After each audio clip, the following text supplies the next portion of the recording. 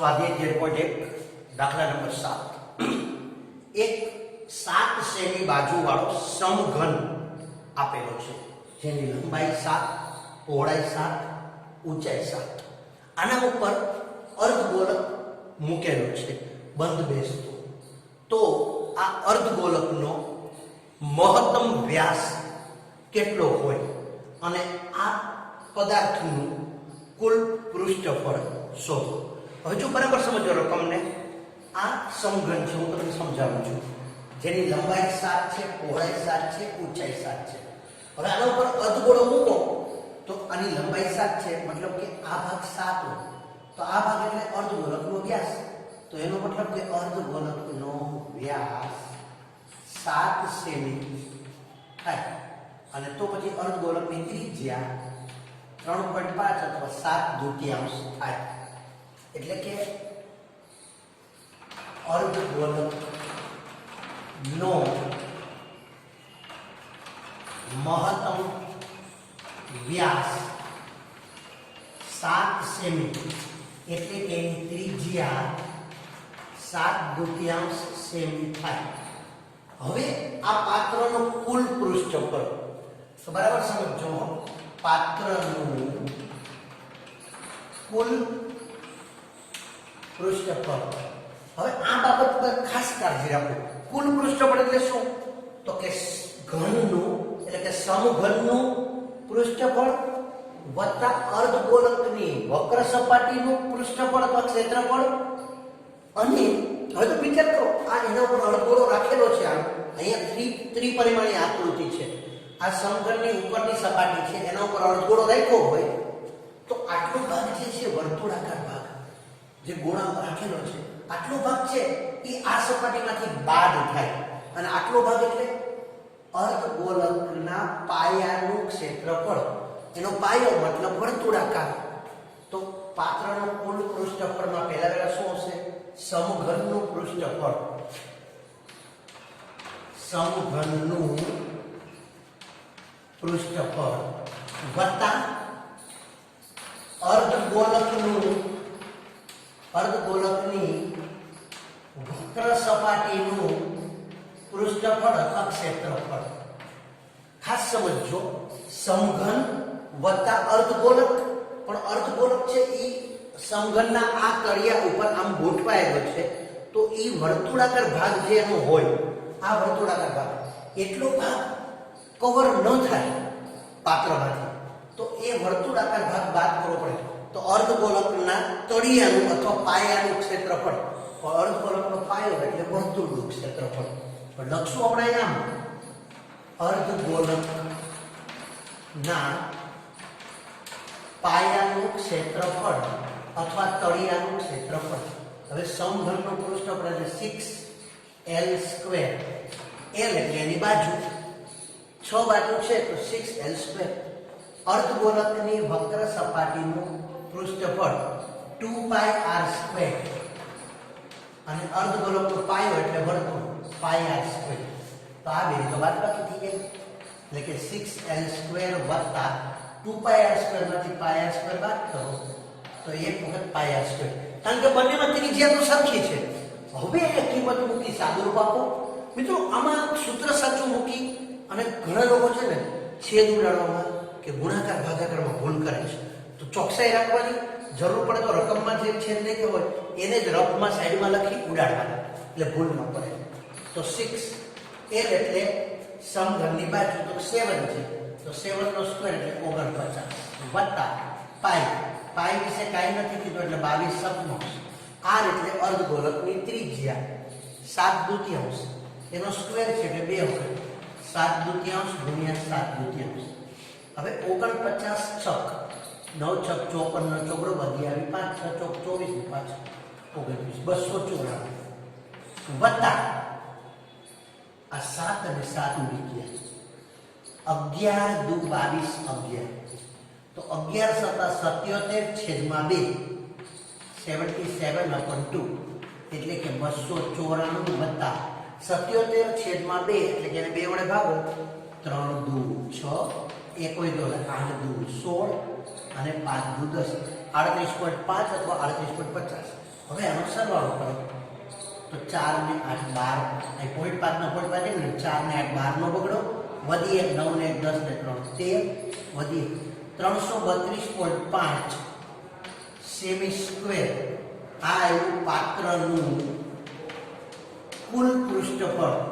પાત્રનું કુલ પૃષ્ઠફળ 332.5 semi square અને અર્ધગોળકની ત્રિજ્યા 7.2 મહત્તમ વ્યાસ 7 સેમી થાય. તો હું બોર્ડ પર રાખું છું ફ્રેમ આખી, તમે જોઈ લો, પોઝ કરી લો, લખી લો.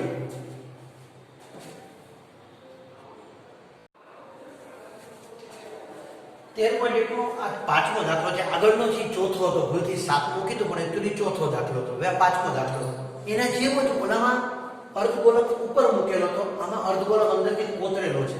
પણ ખાસ સૂત્ર સમજજો. હું રકમ વાંચું છું પહેલા. એક સમઘન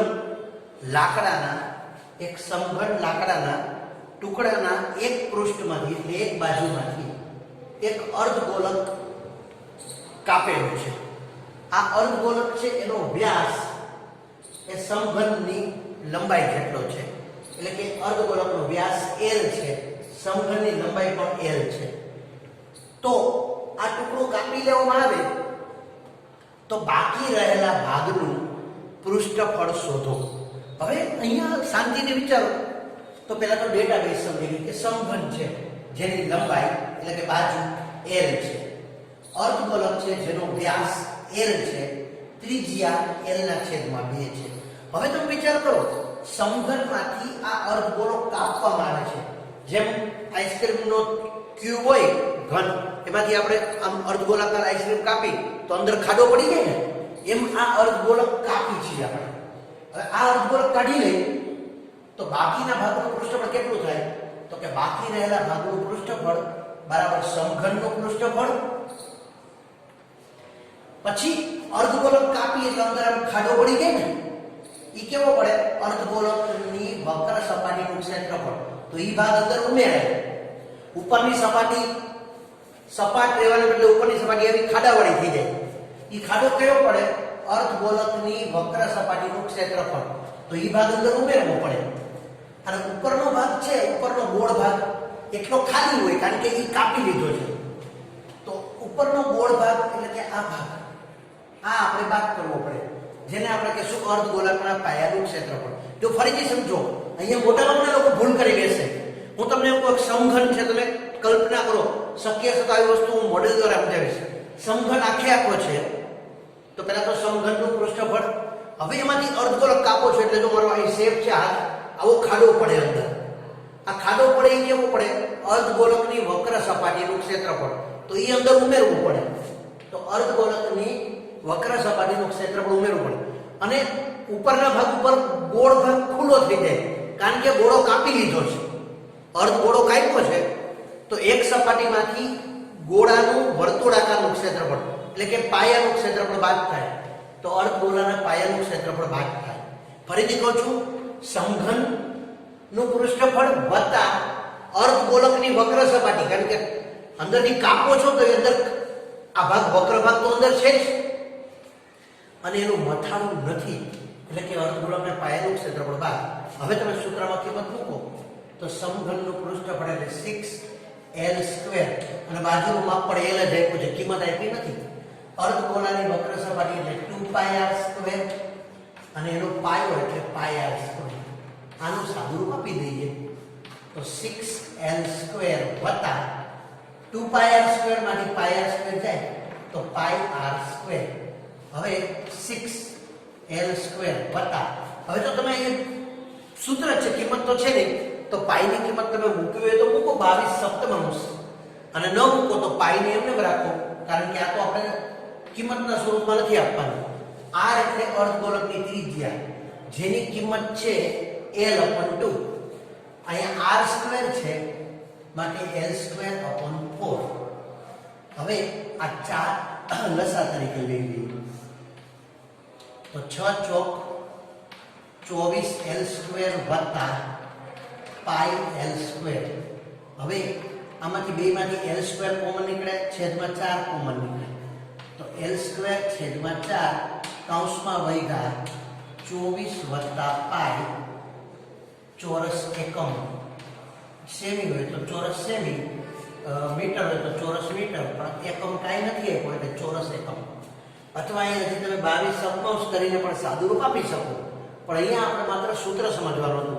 હજી સમજાવું છું કે સમઘન છે તો એનું પૃષ્ઠફળ, એમાંથી અર્ધગોલક કાપો છો તો મોટાભાગના એમ કે સાહેબ અર્ધગોલક કાપો છો તો અર્ધગોલકની વક્ર સપાટીનું ક્ષેત્રફળ બાદ કરી દો. પણ અર્ધગોલક કાપો છો ત્યારે અંદર તો આ ખાડો પડે છે ને, અંદર ખાડો કેટલો પડે? અર્ધગોલકની વક્ર સપાટી જેટલો. તો અર્ધગોલકની વક્ર સપાટીનું ક્ષેત્રફળ તો ઉમેરવું પડે એમાં. ઉપરનો ભાગ ખુલ્લો થઈ જાય છે. કેટલો ખુલ્લો થાય? તો કે અર્ધગોલકના પાયા જેટલો. તો અર્ધગોલકનો પાયો છે એ બાદ કરવો પડે. તો ખાસ સમજજો કે સમઘનમાંથી અર્ધગોલક કાપીએ ત્યારે અર્ધગોલકની અંદરની વક્ર સપાટીનું પૃષ્ઠફળ તો ક્ષેત્રફળ ઉમેરવું પડે અને અર્ધગોલકના પાયાનું ક્ષેત્રફળ બાદ થાય અને આ રીતેનું સૂત્ર બને. તમે લખી શકો છો. પોઝ કરીને આપણે છઠ્ઠો દાખલો જોઈશું.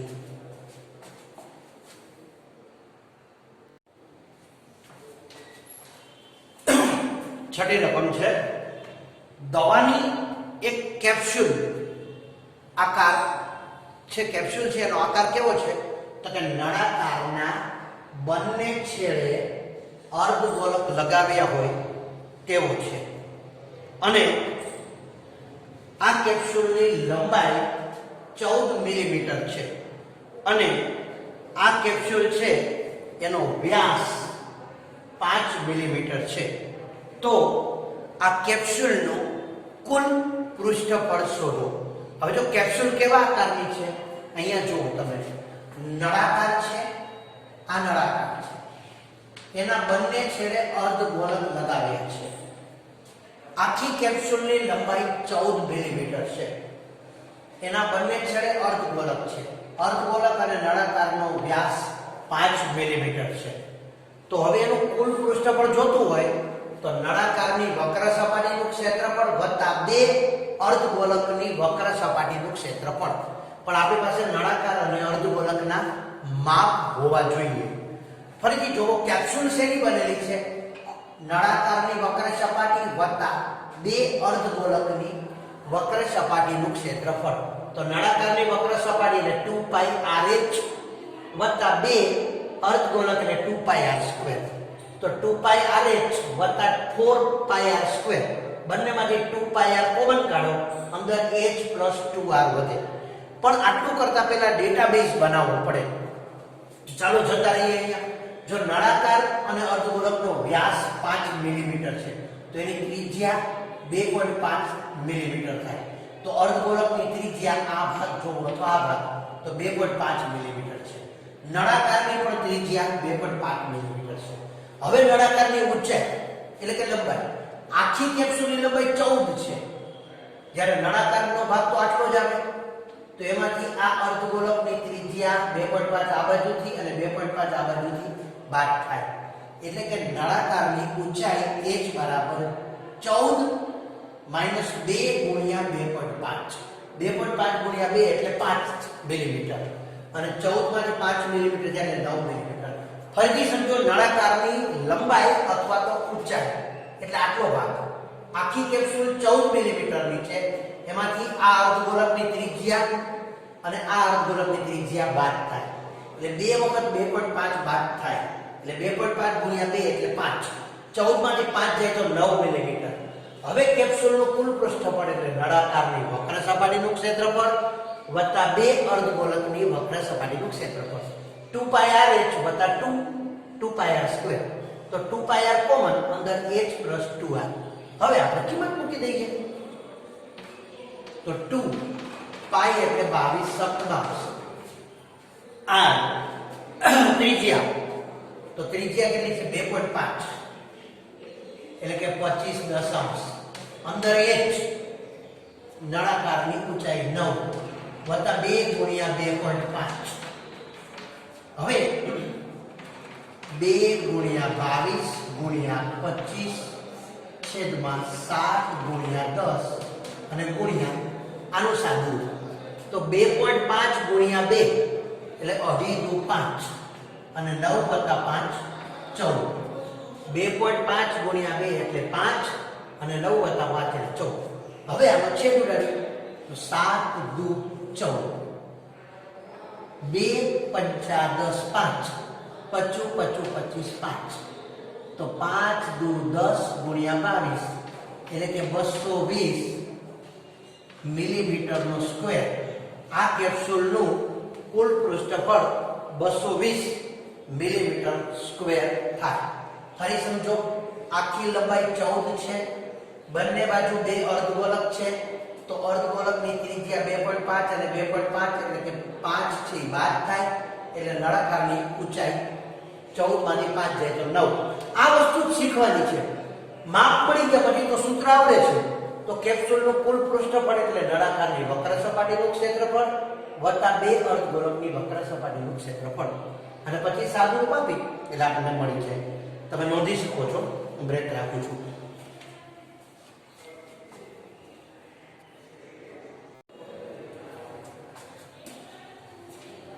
સાતમી રકમ છે, રકમ લાંબી છે, હું વાંચું છું. એક તંબુનો આકાર નળાકાર ઉપર શંકુ મૂકવામાં આવેલ હોય તેવો છે. નળાકાર ઉપર શંકુ મૂકવામાં આવેલ હોય તેવો છે. જો નળાકાર ભાગની ઊંચાઈ અને વ્યાસ અનુક્રમે 2.1 મીટર અને 4 મીટર હોય, જો નળાકારની ઊંચાઈ 2.1 મીટર અને વ્યાસ 4 મીટર એટલે ત્રિજ્યા 2 મીટર હોય, તથા ઉપરના ભાગની તિર્યક ઊંચાઈ, ઉપરનો ભાગ એટલે શંકુનો ભાગ, એની ત્રાસી ઊંચાઈ 2.8 મીટર હોય, તો જો નળાકાર ઉપર શંકુ છે તો નળાકારનો વ્યાસ 4 મીટર છે, તો શંકુનો વ્યાસ એ 4 મીટર, નળાકારની ત્રિજ્યા 2 મીટર, તો શંકુની ત્રિજ્યા 2 મીટર. ડેટાબેઝ લખવાનું.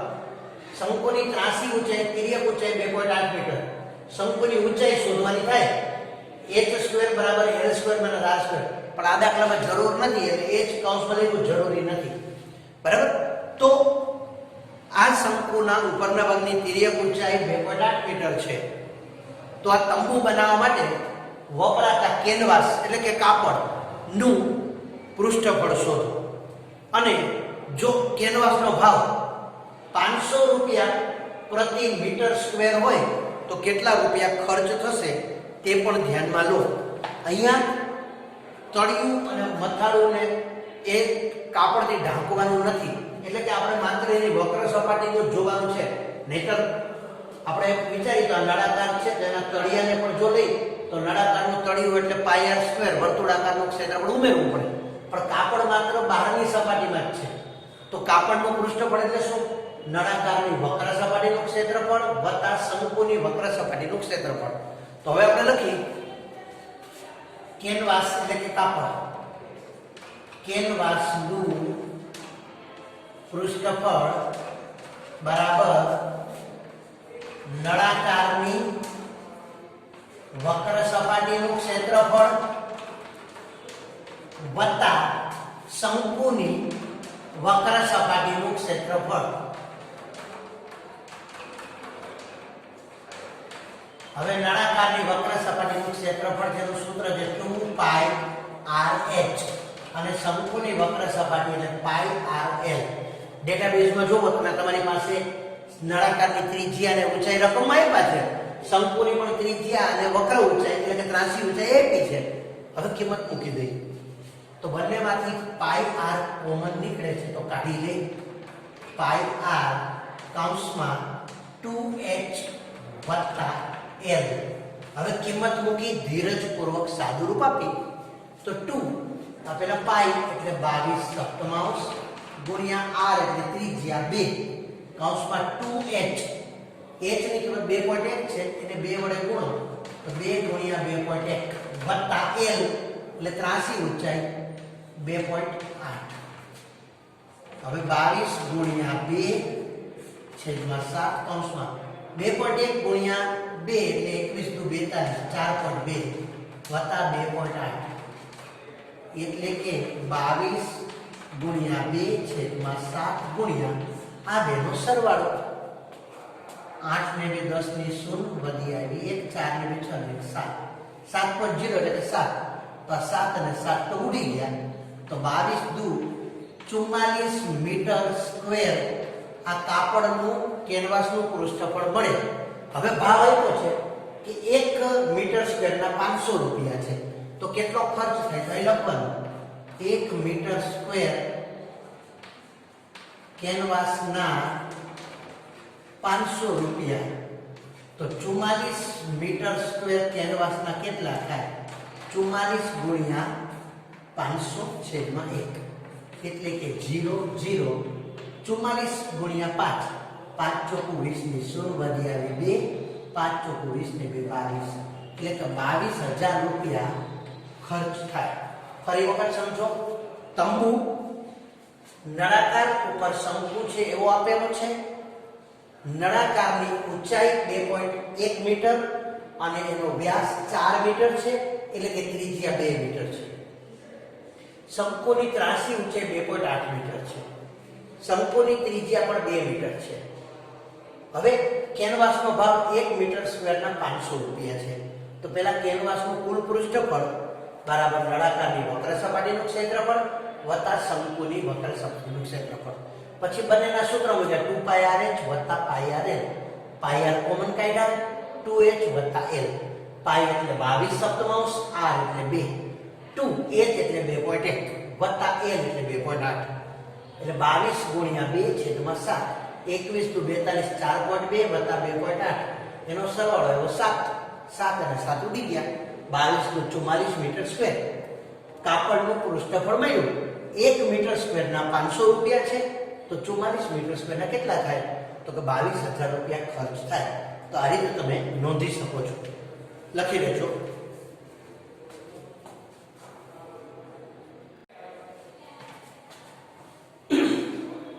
આઠમો દાખલો બહુ સરસ છે. એક નળાકાર પદાર્થ છે જેની ઊંચાઈ 2.4 સેમી. આ નળાકાર પદાર્થ છે જેની ઊંચાઈ 2.4 સેમી. એટલે કે આપણે અહીંથી બતાવવું તો આમ બતાવી શકાય કે આ 2.4 સેમી અને એનો વ્યાસ 1.4 સેમી છે. વ્યાસ એટલે તો જો નળાકારની ઊંચાઈ 2.4 સેમી અને વ્યાસ 1.4 હોય તો ત્રિજ્યા એના કરતા અડધી એટલે 0.7 સેમી થાય. આ નળાકારમાંથી એક શંકુ કાપવામાં આવે છે. આ શંકુ છે એની ઊંચાઈ 2.4 જ છે કારણ કે રકમમાં એમ કીધું છે કે તેમાંથી તેટલી જ ઊંચાઈ એટલે કે 2.4 સેમી ઊંચાઈ અને તેટલા જ વ્યાસ વાળો એટલે 1.4 સેમી વ્યાસ તો ત્રિજ્યા 0.7 સેમી આવો નળાકાર કાપવામાં આવે, શંકુ કાપવામાં આવે છે. તો વધેલા પદાર્થનું કુલ પૃષ્ઠફળ નજીકના સેમીમાં શોધો. તો હવે આપણે એને ગોઠવવા પ્રયત્ન કરીએ.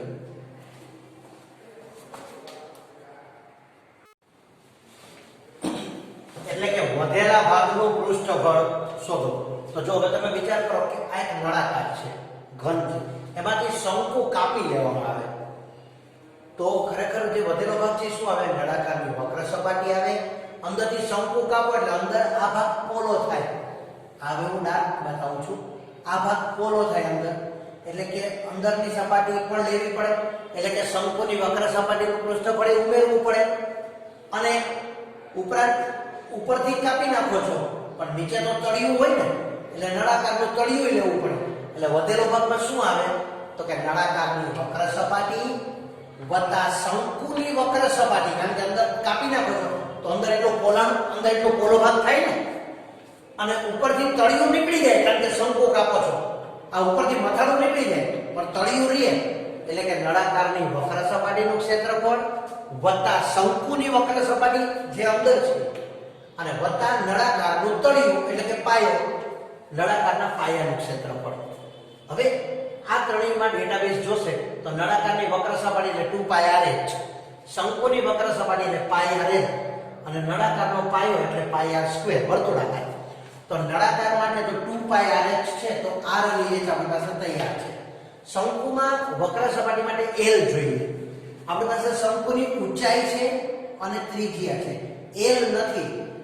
l એટલે શંકુની ત્રાસી ઊંચાઈ. હવે તમે આમથી વિચારો આ શંકુ છે તો એની ઊંચાઈ તમારી પાસે છે 2.4, એની ત્રિજ્યા છે 0.7 પણ એની ત્રાસી ઊંચાઈ નથી. તો કાટકોણ ત્રિકોણ L² બરાબર H² પ્લસ R².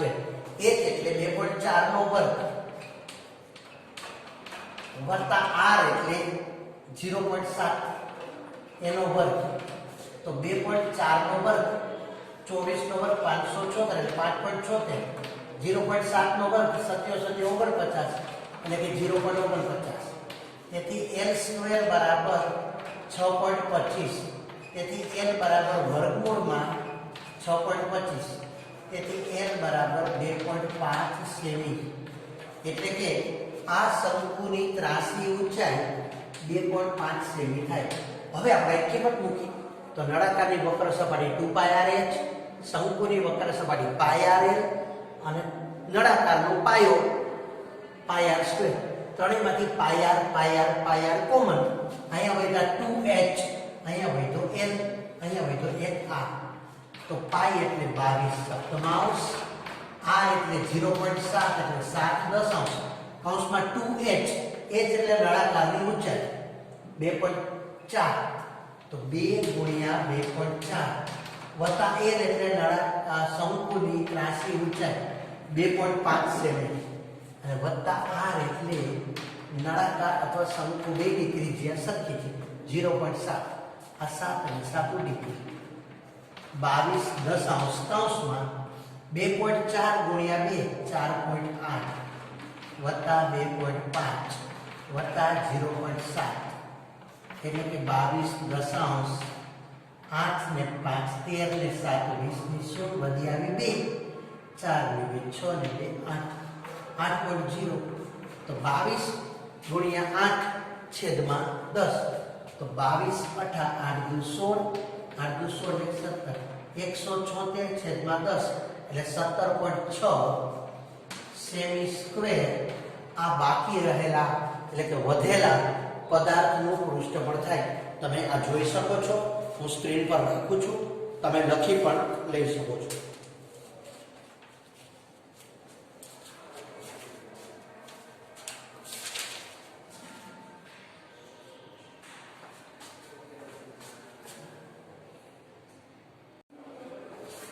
અને અહીંયા રકમમાં કીધું છે કે નજીકના સેમીમાં લખો તો 17.6 સેમી સ્ક્વેર છે. તો નજીકના 18 સેમી સ્ક્વેર થાય. આ નજીકના સેમીમાં આપણે લખી શકાય. ચાલો હવે છેલ્લો દાખલો આપણે જોઈશું.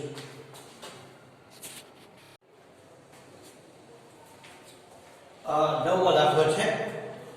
આપેલી આકૃતિમાં દર્શાવ્યા પ્રમાણે લાકડાના એક નળાકારમાંથી બંને બાજુએથી અર્ધગોળક કાઢી નાખવામાં આવ્યા છે. આવો લાકડાનો શોપીસ બનાવ્યો છે.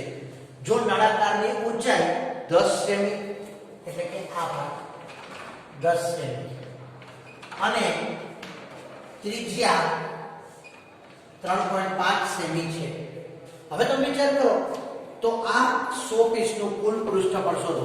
હવે જો શોપીસ છે એ ખરેખર તો શું છે? નળાકારની વક્ર સપાટી અને બંને બાજુ હવે અર્ધગોળક ખાડા પડી ગયા એટલે બે અર્ધગોળકની વક્ર સપાટી ઉમેરવાની.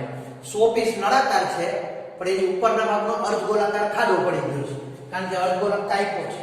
એટલે આ અર્ધગોળકની વક્ર સપાટી, અહીંયાથી અર્ધગોળક કાપ્યો એટલે આ અર્ધગોળકની વક્ર સપાટી. એટલે કે શોપીસનું પૃષ્ઠફળ જોતું હોય તો શું આવે? તો કે નળાકારની વક્ર સપાટીનું ક્ષેત્રફળ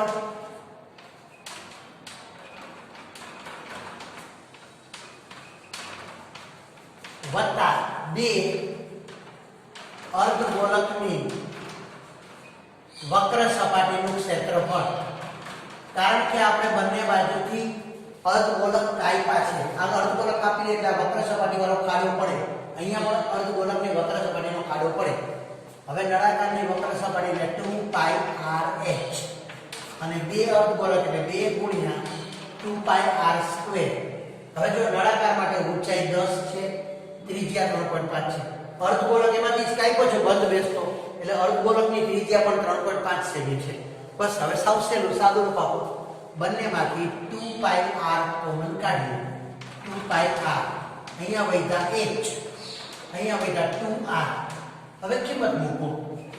2 પાઈ એટલે 22 સપ્તમાંશ, r એટલે 3.5 એટલે 35 દશાંશ, કૌંસમાં h એટલે નળાકારની ઊંચાઈ 10 વત્તા 2r. r ની કિંમત 3.5 છે એટલે 2 ગુણ્યા 3.5. હવે અહીંયા છે દુરાડી 7 50 35 5 દુ 10 2 અને 2 ઉડી ગયું 22 વધ્યા કૌંસમાં 3.5 ગુણ્યા 2 એટલે 7 7 વત્તા 10 એટલે 17.